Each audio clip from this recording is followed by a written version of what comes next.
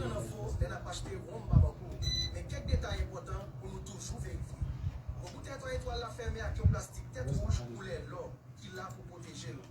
Le dégage ce plastique là ça, on a un bouchon en bois noir qui a le logo babako à soumis. Le débouché bouteille là, on prend une partie liège qui l'a pour protéger goût babako.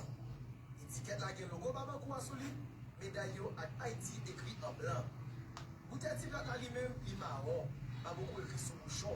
Le logo Babako Achita en dehors du rouge sur l'étiquette là.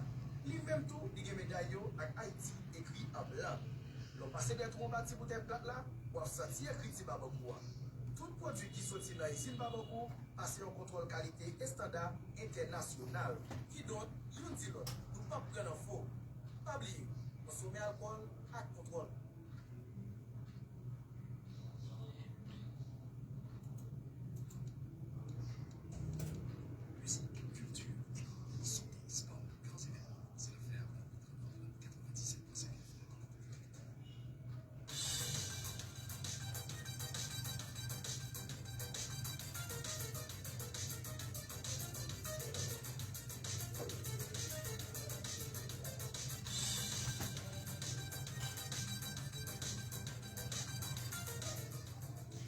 Mesdames, Messieurs, bonsoir, bienvenue à ce bulletin d'information. Dans les informations locales, les habitants de la vallée de Jacmel poursuivent avec détermination les travaux de protection du bassin versant du lac artificiel Meyak. Hier dimanche marquait la 10e journée de combat communautaire mobilisant plus d'une cinquantaine de participants engagés dans la restauration écologique de la zone. À ce jour, 6 seuils en sac ont été installés, et un autre est en cours de construction et 3 ouvrages de claironnage en bois ont été finalisés. Ces actions visent à réduire l'érosion, stabiliser les pentes et préserver les ressources en eau du lac Meyak, essentielles à la vie locale. Les organisateurs saluent les avancées déjà réalisées et encouragent la population à maintenir cet élan collectif au service du développement durable. Dans les informations nationales, le département de l'Artibonite est livré aux gangs armés.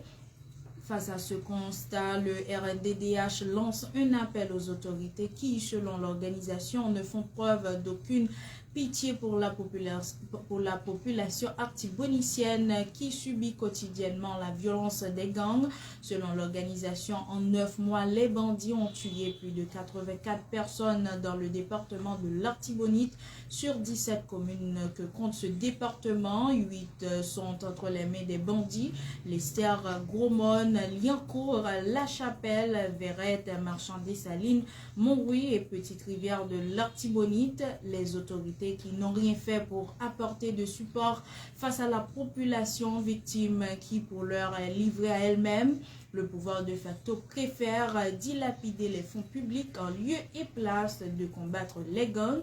Pour participer à une exposition au Japon, le président du CPT s'est fait accompagner d'une délégation de 15 personnes. Dans la nuit du 11 au 12 octobre 2025, de violents affrontements ont opposé à Kinskov des unités spécialisées de la police nationale d'Haïti à des membres de la coalition communale Vivre Ensemble. L'opération, selon la police nationale d'Haïti, s'est soldée par la mort de plusieurs individus armés et le rétablissement du calme vers 3h30 du matin. Les bandits en fuite ont incendié la propriété de Winfarm et menacé Zoa. Le recommandement a déployé le SWAT, le CIMO et une task force pour sécuriser la zone. Kinskov reste sous tension alors que son maire Massillon-Jean alerte sur l'influence croissante des gangs dans plusieurs sections communales.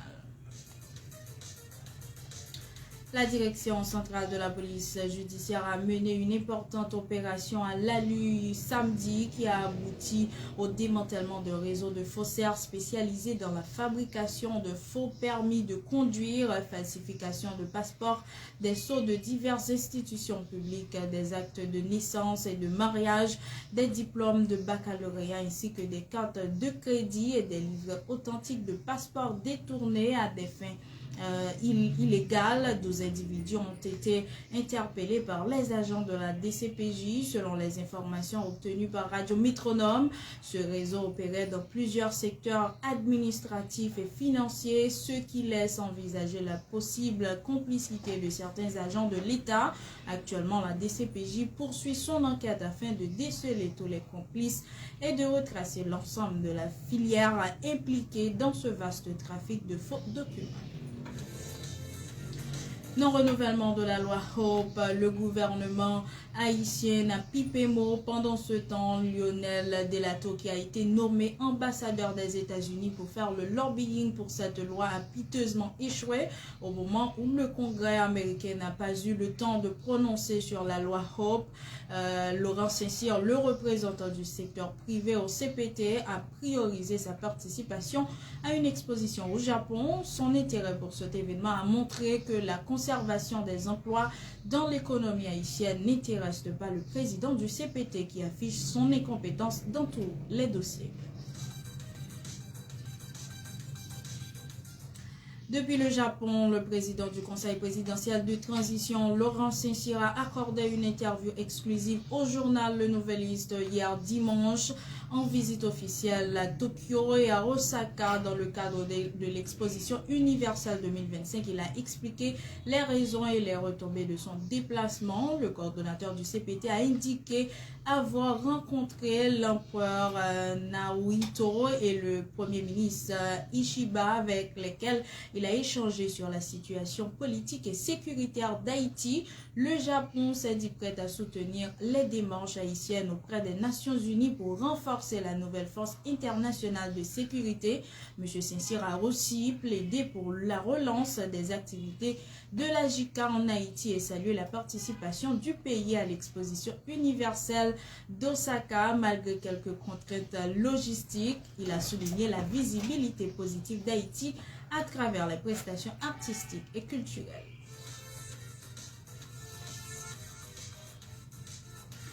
Dans les informations internationales, Donald Trump a annoncé sur son réseau Truth Social que les États-Unis frapperaient les marchandises chinoises de douane supplémentaires de 100%, s'ajoutant à ceux déjà en vigueur à partir du 1er novembre ou avant. Le président américain, qui dit réagir à la posture commerciale extraordinairement agressive adoptée par Pékin, a également indiqué que des restrictions sur l'exportation de tous les logiciels stratégiques vers la Chine s'appliqueraient à la même date. Mesdames, Messieurs, c'est la fin de ce bulletin d'information. Merci de l'avoir suivi.